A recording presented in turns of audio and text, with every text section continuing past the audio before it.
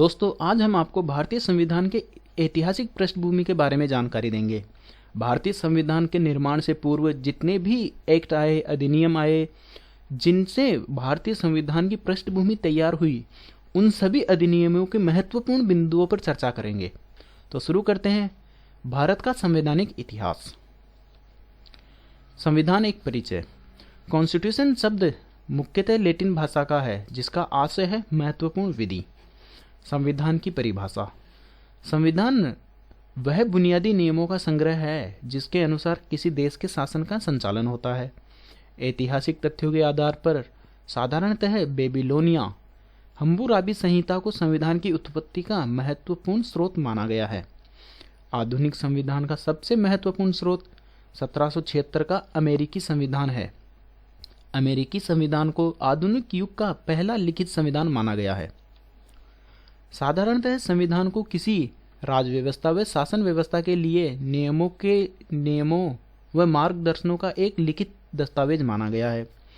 England का संविधान अलिखित संविधान है, इसलिए इंग्लैंड के संविधान को संयोग और बुद्धिमत्ता का शिशु कहा गया है। संवैधानिक सरकार। संवैधानिक सरकार वह होती है जो संविधान के उपबंधों के अनुसार संगठित, सीमित और संचालित होती है। अर्थात संवैधानिक सरकार से आशय सीमित सरकार से है। एक ऐसी सरकार जो कानून द्वारा नियमित व संचालित होती है, किसी व्यक्ति की इच्छाओं द्वारा नहीं। भारतीय संविधान की ऐतिहासिक पृष्ठभूमि। 31 दिसंबर 1600 में अंग्रेजी ईस्ट इंडिया कंपनी भारत में व्यापार करने के लिए आई। ईस्ट इंडिया कंपनी धीरे धीरे यहाँ के शासन बन बैठे। 1757 के प्लासी के युद्ध के बाद कंपनी को दीवानी और राजस्व अधिकार प्राप्त हो गए। ईस्ट इंडिया कंपनी द्वारा व्यवस्थित शासन की शुरुआत 1773 रेगुलेटिंग एक्ट से की गई। इसके प्रमुख प्रावधान निम्न हैं। 1773 का रेगुलेटिंग एक्ट। ब्रिटिश क्राउन का कंपनी पर संसदीय नियंत्रण लाया गया। कंपनी के शासन पर ब्रिटिश संसद द्वारा निर्मित कानून लागू होने लगे। बंगाल के गवर्नर जनरल वारेन हेस्टिंग को गवर्नर जनरल बना दिया गया। मद्रास व बंबई के गवर्नर इसके अधीन रखे गए। इससे पहले ये तीनों प्रेसिडेंसियां अपने अपने क्षेत्रों में स्वतंत्र थी। गवर्नर जनरल की सहायता के लिए 4 सदस्यीय कार्यकारिणी बनाई गई, जिसके सारे निर्णय बहुमत से लिए जाते थे। कलकत्ता में एक सर्वोच्च न्यायालय की स्थापना सन 1774 में की गई, जिसके मुख्य न्यायाधीश हाइट चैम्बर और लिमेस्टर को रखा गया। इसके विरुद्ध अपील लंदन की प्रीवी काउंसिल में की जा सकती थी। शासन चलाने हेतु बोर्ड ऑफ कंट्रोल और बोर्ड ऑफ डायरेक्टर बनाए गए। व्यापार की सभी सूचनाएं क्राउन को देना सुनिश्चित किया। बोर्ड ऑफ डायरेक्टर को यह निर्देश दिया गया कि वह प्रतिवर्ष अपने वार्षिक आमदनी और खर्च का ब्यौरा ब्रिटिश संसद के समक्ष प्रस्तुत करे। 1784 का east India act. Governor general की कार्यकारिणी में से एक सदस्य घटाकर सदस्य संख्या 3 कर दी गई। कंपनी के व्यापारिक व राजनीतिक कार्य अलग अलग किए गए। इस एक्ट के द्वारा दोहरे प्रशासन का प्रारंभ हुआ। व्यापारिक कार्य बोर्ड ऑफ डायरेक्टर के तथा राजनीतिक कार्य बोर्ड ऑफ कंट्रोलर के अधीन रखे गए। 1793 का चार्टर अधिनियम। इस समय कंपनी का शासन ठीक था, इसलिए 20 वर्ष आगे बढ़ा दिया गया। नियंत्रण बोर्ड के सदस्यों तथा कर्मचारियों के वेतनादि को भारतीय राजस्व में से देने की व्यवस्था की गई। 1813 का चार्टर अधिनियम। कंपनी पर शासन का भार अधिक होने के कारण व्यापार का क्षेत्र सभी लोगों के लिए खोल दिए गए, लेकिन बोर्ड ऑफ कंट्रोल से अनुमति अनिवार्य बना दी गई। इसका अपवाद कंपनी का चीन के साथ चाय का व्यापार पर एकाधिकार बना रहा, यानी कि अन्य सभी देशों से कंपनी के व्यापार के क्षेत्र को कम कर दिया गया और केवल चीन के साथ ही कंपनी का एकाधिकार रहा, जो कि चाय का व्यापार करती थी। ईसाई मिशनरियों को भारत में ईसाई धर्म के प्रचार की अनुमति दी गई। 1 लाख रुपए प्रति वर्ष ब्रिटिश अधिकृत क्षेत्र में शिक्षा पर खर्च करने का प्रावधान किया गया। 1833 का चार्टर अधिनियम। गवर्नर जनरल को गवर्नर जनरल ऑफ इंडिया बना दिया गया। पहले governor general of India William Bentinck बने। इस एक्ट के द्वारा कंपनी के व्यापारिक अधिकार समाप्त कर दिए गए। कंपनी का कार्य ब्रिटिश सरकार की ओर से मात्र भारत का शासन करना रह गया। टीबी मैकाले को विधि सदस्य के रूप में जोड़ा गया, जिसे कार्यकारिणी में मत देने का अधिकार नहीं था। कार्यकारिणी में सदस्य संख्या पुनः 4 हो गई। मैकाले कमीशन की सिफारिशों के आधार पर भारत में शिक्षा का माध्यम अंग्रेजी बनाया तथा सरकारी नौकरियों में भेदभाव निषेधित किया गया। प्रथम बार कानून के समक्ष समानता का अधिकार भारतीयों के लिए आया एवं ब्रिटिश संसद ने मानवीय पक्ष में दास प्रथा की समाप्ति की घोषणा की। इसी अधिनियम में सती प्रथा, दास प्रथा और कन्यावध को अवैध घोषित किया गया। 1853 का चार्टर अधिनियम। बोर्ड ऑफ डायरेक्टर्स में सदस्यों की संख्या बढ़ाई गई। पीडब्ल्यूडी तथा सार्वजनिक निर्माण विभाग बनाया गया। सिविल सेवकों की खुली भर्ती परीक्षा आयोजित करने का प्रावधान भी किया गया। इसी एक्ट के तहत परीक्षा का आयोजन बोर्ड ऑफ कंट्रोल करेगा, यह भी निर्णय लिया गया। इस भर्ती परीक्षा के लिए 1854 में मैकाले समिति की नियुक्ति की गई। 1858 का अधिनियम। 1857 की क्रांति के बाद ईस्ट इंडिया कंपनी का शासन समाप्त कर भारत का शासन सीधे ब्रिटिश ताज के अधीन किया गया। कंपनी के शासन के अंत की आधिकारिक घोषणा ब्रिटिश संसद द्वारा पारित विक्टोरिया घोषणा पत्र 1858 के द्वारा की गई। गवर्नर जनरल ऑफ इंडिया को वायसराय की पदवी दी गई। लॉर्ड कैनिन पहले वायसराय बने। एक भारत सचिव का पद सृजित किया गया, जिसकी कार्यकारिणी में 15 सदस्य रखे गए, 7 मनोनीत और 8 निर्वाचित। इसे भारत परिषद कहा गया। भारत सचिव का पद ब्रिटिश संसद में मंत्रिपरिषद का एक सदस्य होता था। बोर्ड ऑफ डायरेक्टर एवं बोर्ड ऑफ कंट्रोल को समाप्त कर दिया गया। भारत सचिव चार्ल्स वुड को बनाया गया। इन्होंने शिक्षा के प्रचार प्रसार के लिए वुड डिस्पेच दिया, जिसमें प्राथमिक शिक्षा मातृभाषा में देना निर्धारित था। इसलिए वुड डिस्पेच को शिक्षा का मैग्ना कार्टा कहा गया जाता है। बम्बई, कलकत्ता और मद्रास में विश्वविद्यालयों की स्थापना की गई। 1861 का भारत शासन अधिनियम। भारत की राजधानी कलकत्ता में केंद्रीय विधान परिषद बनाई गई।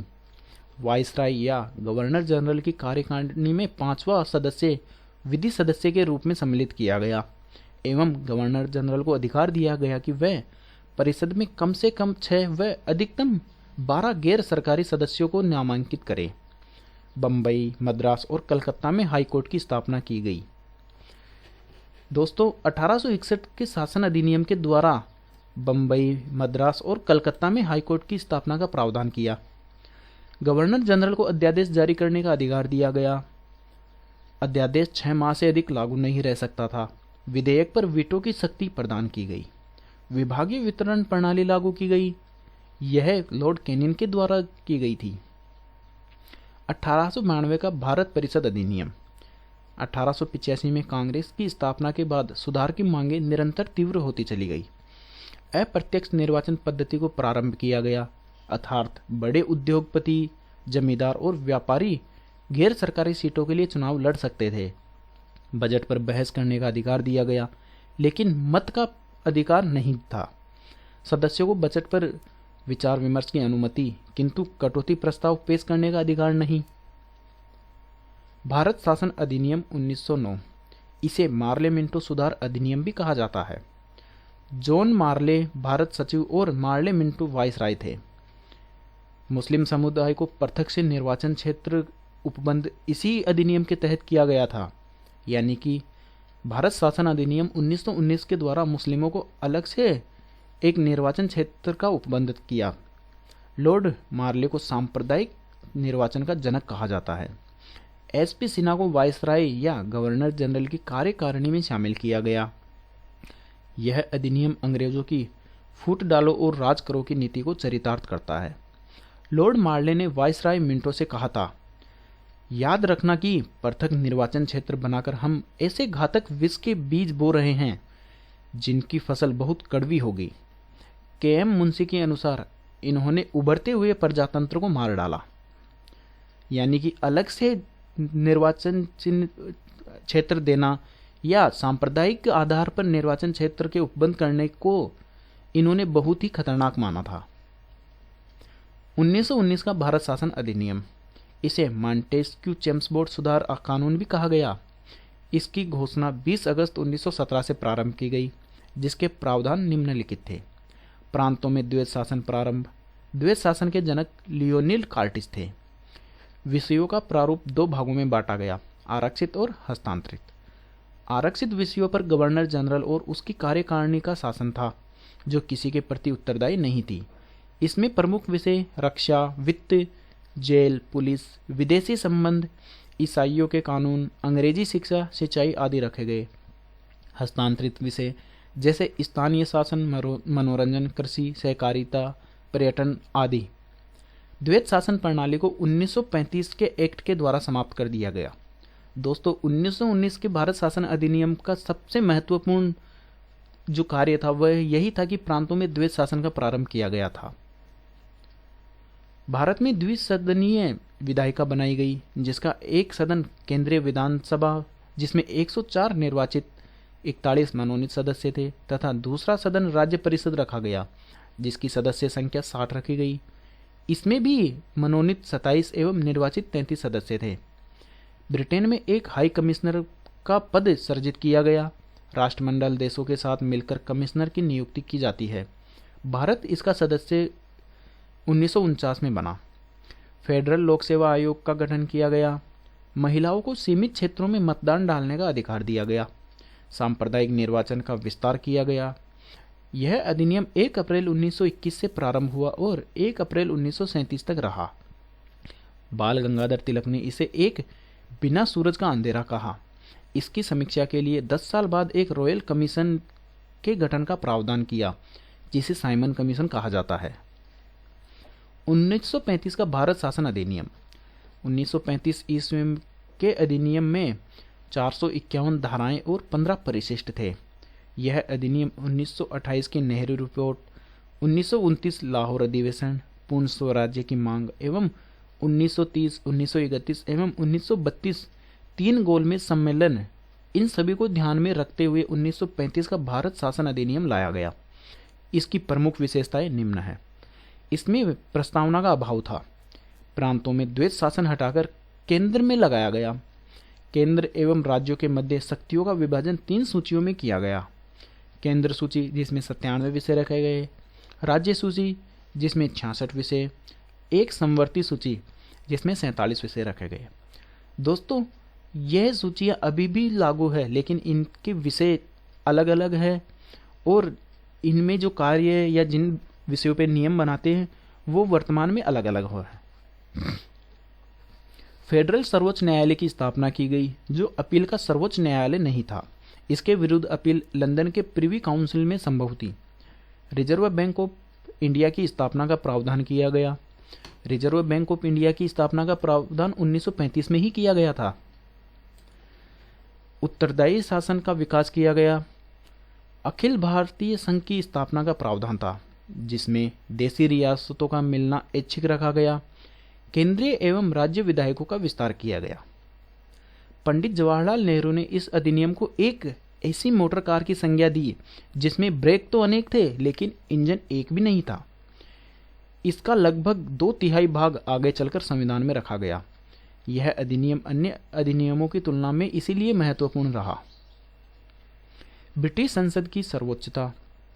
इस अधिनियम में किसी भी प्रकार के परिवर्तन का अधिकार ब्रिटिश संसद के पास रखा गया। प्रांतीय विधानमंडल और संघीय व्यवस्थापिका इसमें किसी प्रकार का परिवर्तन नहीं कर सकते थे। भारत परिषद का अंत। इस अधिनियम के द्वारा भारत परिषद का अंत कर दिया गया। सांप्रदायिक निर्वाचन पद्धति का विस्तार। संघीय तथा प्रांतीय व्यवस्थापिकाओं में विभिन्न संप्रदायों को प्रतिनिधित्व देने के लिए सांप्रदायिक निर्वाचन पद्धति को जारी रखा गया और उसका विस्तार आंग्ल भारतीयों, भारतीय ईसाइयों, यूरोपियनों और हरिजनों के लिए भी किया गया। इसके द्वारा ब्रह्मा को भारत से अलग कर दिया गया, अदन को इंग्लैंड के औपनिवेशिक कार्यालय के अधीन कर दिया गया और बरार को मध्य प्रांत में शामिल कर लिया गया। भारतीय स्वाधीनता अधिनियम 1947। ब्रिटिश प्रधानमंत्री क्लीमेंट एटली एवं तत्कालिक वायसराय लॉर्ड माउंटबेटन की योजना पर आधारित यह विधेयक 4 जुलाई 1947 को ब्रिटिश संसद में पेश किया गया और 18 जुलाई 1947 को शाही संस्तुति मिलने पर यह विधेयक अधिनियम बना। 1947 के इस अधिनियम के निम्नलिखित प्रमुख प्रावधान थे। भारत का विभाजन, उसके स्थान पर भारत तथा पाकिस्तान नामक 2 अधिराज्यों की स्थापना की गई। भारतीय रियासतों को यह अधिकार दिया गया कि वे अपनी इच्छानुसार भारत या पाकिस्तान में रहने का निर्णय ले सकती है। जब तक दोनों अधिराज्यों में नए संविधान का निर्माण नहीं करवा लिया जाता, तब तक राज्यों की संविधान सभाओं को अपने लिए कानून बनाने का अधिकार होगा। जब तक नया संविधान निर्मित नहीं हो जाता, तब तक दोनों राज्यों का शासन भारत सरकार अधिनियम 1935 के अधिनियम द्वारा ही चलाया जाएगा।